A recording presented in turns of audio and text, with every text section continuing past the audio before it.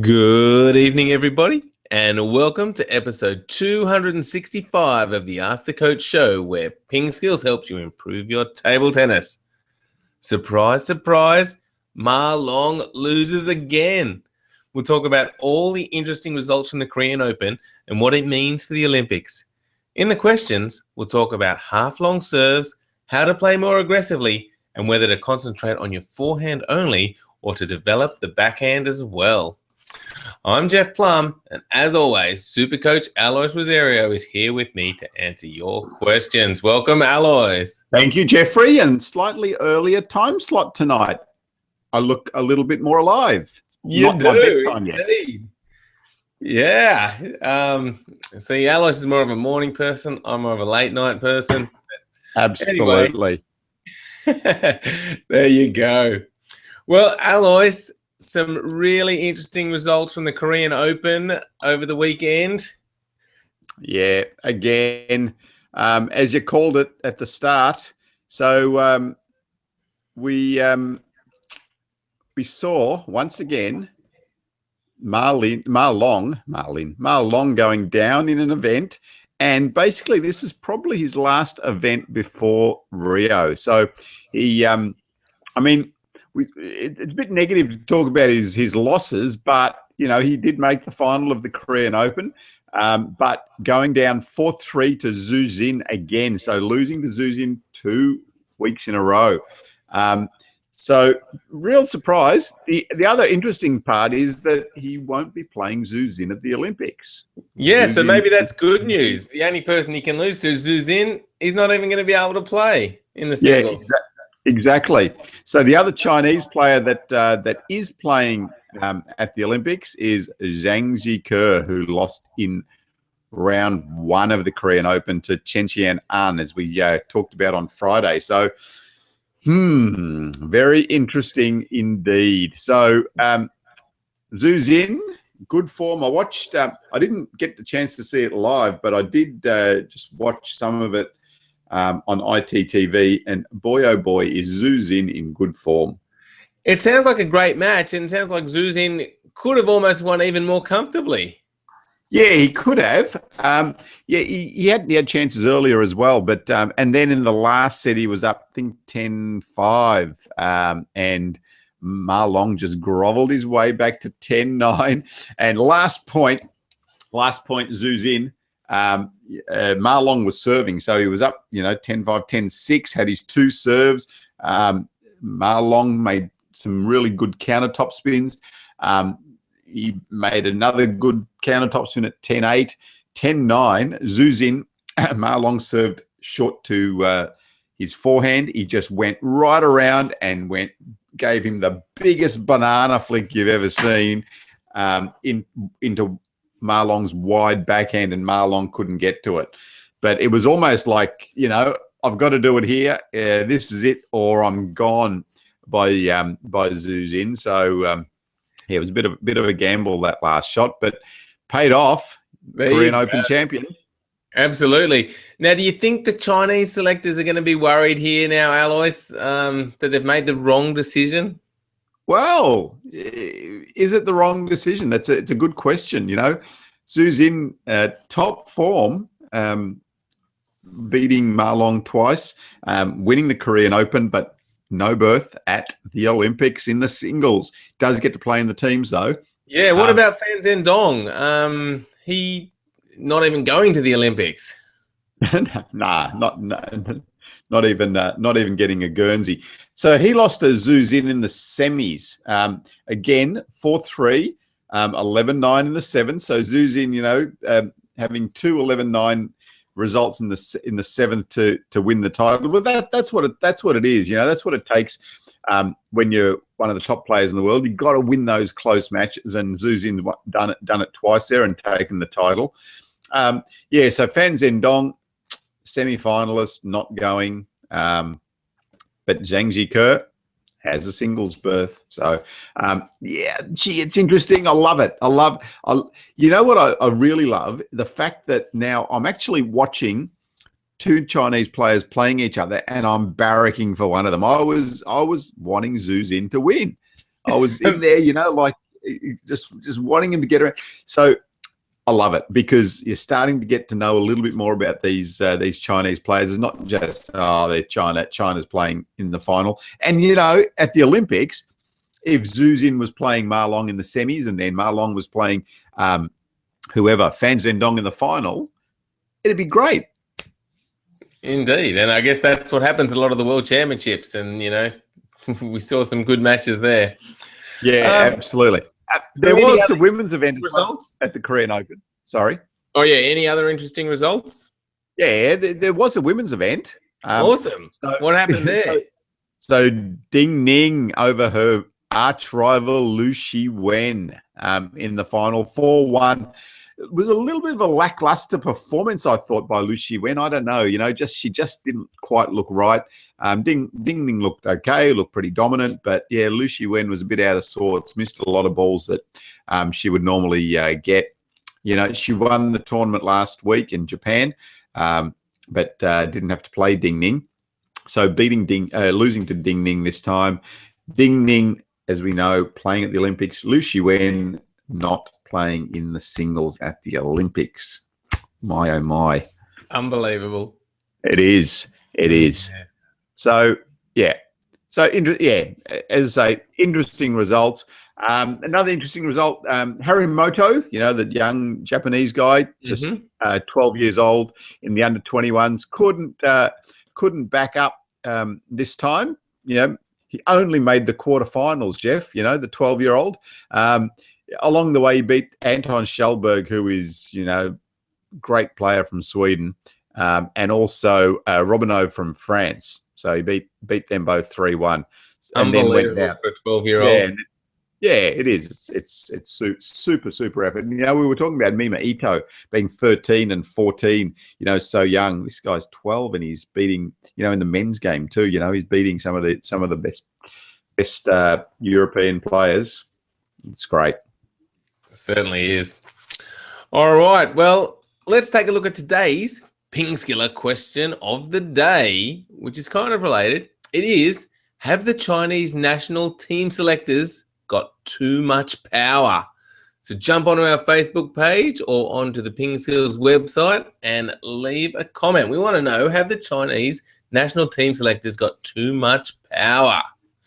And the last PingSkills question of the day back on Friday was, will Ma Long return to form and win the Korean Open this weekend? Well, Naranjan said Ma Long versus Zhu Xin final it will be, I guess. So there you go. And that was posted on the 24th of June. So well done, Naranjan. Eugene thought it would be Ma Long and Fan Zhendong. Not a bad guess. Naranjan, though, did add, and Ma will eventually win the match in the championship. One right, one wrong. Not bad, Naranjan. So there you go. So that's a bit of predicting. Easy when you're looking back to see that Zhu Xin wins. But yeah, Ma Long would definitely have been my favourite for the event too. But Zhu Xin, super effort. You should have seen some of his backhands, Jeff. Get on there and have a look at ITTV. So the thing that really impressed me, I mean, we know how good Zhu Xin's forehand is, and he was making them from out a meter outside his backhand corner. But his backhand was the thing that impressed me this time. He was so confident with his backhand now, and he needs it. He needs his backhand to be working to beat the best guys in the world. So, all right, enough about those guys. Enough. Absolutely. No, good to hear. Good to hear. Good to watch. And as Alois said, get on the ITTV and take a look. All right, it is time for the questions. Are you ready to answer some interesting questions, Alois? Sure am. Awesome. All right, first up is one from Nicholas, who says, when my opponent serves half-long backspin to my forehand, I want to attack it. But once I tried and I hit my rubber hard. I tried the forehand flick and the backhand banana, but I'm caught out of position. Any tips? Yeah, that half long ball, the one that just bounces off the end on the second bounce, can be really scary because especially, and as you have done there, Nicholas, you have actually hit the rubber on the table edge and rip the rubber. So after that, psychologically, it is pretty difficult to swing hard at that ball because you know that there is that danger. And I've seen people like, actually, Jeff, didn't you? I did, absolutely. Yep. Hit my Show us the scar. Yeah, I'm so small now. I think it's almost gone. I can't even see it myself. No, it's too hard to see. But there was a little scar there for a long, long time. Okay. Yeah. So it does, and it messes with you psychologically when you have tried to topspin that ball that's close to the edge, and you either hit your racket or hit your thumb. And I've seen it a few times. Blood. Dangerous. That was probably the first time we met. Maybe I was playing for the ACT, and you were coaching the Victorian under-17 team. And I went around, tried to loop it, hit the table, blood everywhere. We had to get someone in to clean it all up, and wasn't a good sight. That was 27 years ago, and he still remembers it. Not that he's scarred or anything, but yes. So it can be difficult. The thing that I've heard a few bits of advice, but one thing that I've found works really well is to really just follow the ball with your bat. So as the ball's coming, so just bring it back slowly. So if it does stay short, then you're there for the flick. But if it does drop off the end, then you can quickly drop your bat down and lift it up. So if you're waiting here for the ball to drop off the end and then suddenly it comes short, then you've got to lift your bat up and come back over. So you give that a try, Nicholas. Yeah, just try to follow the ball with your bat. So as you're returning, so it's here, it's going to be short flick. If it's going to be long, then you drop your bat and lift it off the end, up over the end of the table. The other thing you talked about was, the option of going around and playing the backhand banana, and that is a good option. Yeah, but as you said, it can catch you out and leave you out of position, because if you're all the way over there, then you are exposing your backhand. You see the top guys in the world look so easy, but their footwork is just magic. They get around, they play the topspin, and then bang, they're here again and ready to play a backhand if the next ball goes deep to their backhand. So just think a little bit about what is your best option. For me, at the club level, probably playing the forehand flick or topspin and making that decision is probably the easier way to go. But, if you can play a banana flick, then, give it a go, give it a try as well. Yeah, I guess so. And off this, because talking about a backspin serve, I think, you still can push the ball as well. Like, that's an option, I think. Yeah, don't forget the short push. Good point, Jeff. We often forget about that short push, and I think it's an underutilized stroke at club level. So watching Ma Long and Zhu Xin play, it reinforced to me how good these guys are at playing short, and it's often the thing that we just tend to forget about. We remember the loop to loop. Remember the Zhu Xin going around the corner and hitting winners at 180 k's an hour and stuff. But we forget about how good these guys are at just being able to drop that ball short and play that short game as well and deal with that shorter ball. Yeah, you're right. Absolutely. Yeah, so next time you're watching these guys, take a bit of notice of their service return and their short play, and just watch just how good it really is. Now, Spam20 has just jumped on and asked a question using the Google Q&A app live on the show. Thanks, Spam20. He says, I have problems with short serves that look like they are long. So pretty much exactly what we were talking about. And he says, I get ready to play a forehand topspin, then I can't play it. Should I just push it? If it's short, you can't topspin it, obviously, because it's going to bounce twice. So, try and do the short push. You just need to be able to, judge that ball a little bit better. And as Aloy said, try that tip that he mentioned about following the ball with your bat to see if it really is coming long first. See if they help you out. Now, the second part to his question, Aloy. Oh, yeah, you got some other tips? Yeah, no, I think the other thing is, how do you train that better? And I think multi-ball's a really good option.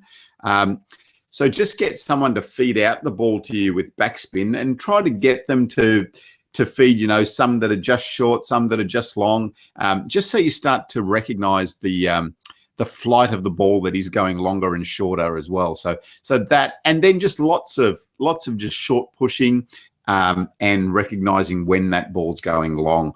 And probably just the short pushing to each other and recognizing is even better. The multi-ball is a little bit different because you're not tracking the ball all the way in and out of their bat. But both options though.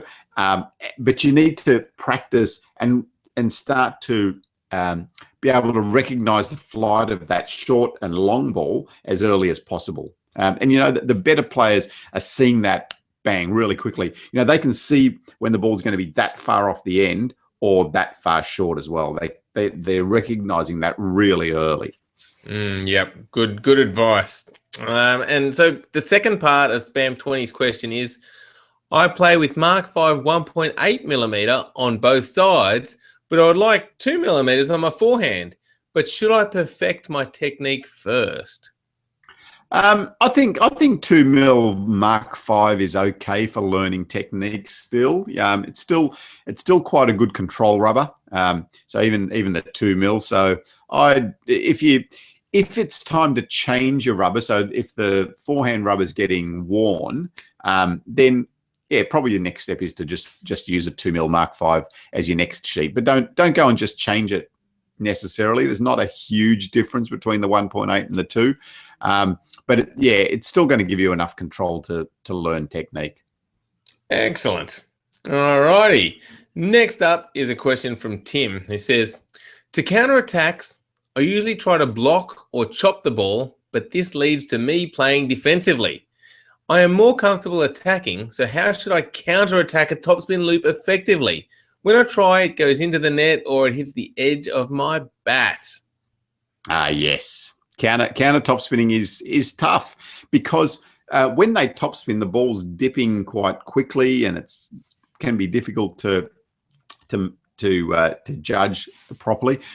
So start by blocking, and then what I like to get players to do is just add a little bit of topspin on your block to start off with. So start by blocking, so block 2 or 3 balls, and then just start to add a little bit of top on it by just coming forward and over that ball. And you can start to then just increase your swing on that block. So you're just adding a little bit more and a little bit more. And eventually that becomes a counter topspin. One really important thing with the counter topspin, so the first thing is that you don't need to lift the ball. You don't need to lift the ball because there's enough topspin on the ball to start off with. So you do need to go over the top. But I see a lot of players trying to come at the ball like that. And that's where you're going to be hitting the edge of your racket a lot, because basically that is what the ball is seeing. It's seeing that. And to get it right, to get that contact there is really difficult. So just open up your bat a little bit, but just come more forward on the ball. And come over through the stroke as well to make sure the ball's going down onto the table. Difficult stroke, but it's something that basically everyone is doing now. But first, make sure you're blocking the ball on the table. Make sure you can do this, and then you can start to use a little bit more topspin and counter topspin to make it more effective. That makes a lot of sense, but another point, Alois, as we just mentioned, all the top players have really good short games. And if you can, serve short and return short, then you've got a much higher chance of making the first attack yourself. And then you don't have to do the counter attacking. You're putting all the pressure on your opponent, and they'll have to come up with the counter attack. Yeah, exactly. And also, even then, if they do get a topspin ball, they're not as prepared, or they can't set themselves and wind up strong to make your counter topspin difficult. If you watch the Ma Long Zhu Xin match, you'll see that sometimes when Ma Long can get that ball just long off the end, and Zhu Xin's forced to loop up, or vice versa. Sometimes Zhu Xin gets the ball just long and Ma Long's forced to lift it. Then they've got a lot of opportunity then to counter topspin that ball because it's not a strong topspin coming at them. So one, as Jeff said, try to keep the ball short, tie them up by not allowing them to make the topspin. And then even if it does stray long, sometimes the topspin isn't as strong and it gives you more time and opportunity to make the counter topspin. Very good. Okay, next up is a question from Ilya, who says, for an offensive player, there are two ways to develop. One, concentrate on the forehand topspin and turn it into an overwhelming strength. Or two, work on both the forehand and the backhand. For a pro practicing, often the second is viable, but the first is best for amateurs, says Ilya. Yeah, interesting concept. And, it made me think a little bit about it. To a great extent, you're right, Ilya. Like at a club level or a junior level, often you can get away with having one strong shot. Having a really strong forehand topspin, for example, you can win a lot of points in a lot of games. If you are thinking about trying to develop further, though, then I think it's really important to develop both sides, because at the highest level, it's really difficult. Zhu Xin does it, but even Zhu Xin has to have a strong backhand. Otherwise, Ma Long is just going to be able to play him really wide out there. And you'll see it again in the Ma Long Zhu Xin match. Get onto it on ITTV. Zhu Xin sometimes is forced really wide out onto the forehand. And when Ma Long is ready for it, so he's able to play a good enough push out here, Ma Long gets around and then, Zhu Xin gets around and then Ma Long just finishes the ball wide to Zhu Xin's forehand corner. So at that level, you do really need two sides, but, you've got a reasonable point there, really. I think, you probably can get away with just developing a strong forehand if you just want to be at that level. Yeah, it's good. Yeah, compromise, I guess. I always like, having a bit on both sides because it does limit you, right? And it provides a big target for people if your backhand's weak.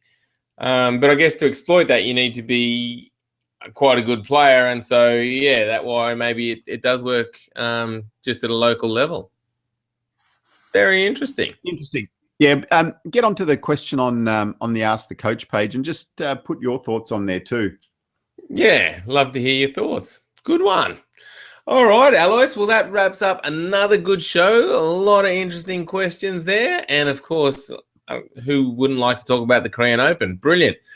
Thank you, everyone, for watching. Make sure you do get on to pingskills.com. Sign up for our free newsletter if you haven't already. And we will see you again tomorrow. Thank you, Alois. Thanks, Jeff, and see you later, PingSkillers. Get some practice in today, tomorrow, wherever you are, whatever time it is. But, yep, good luck, and we'll see you tomorrow.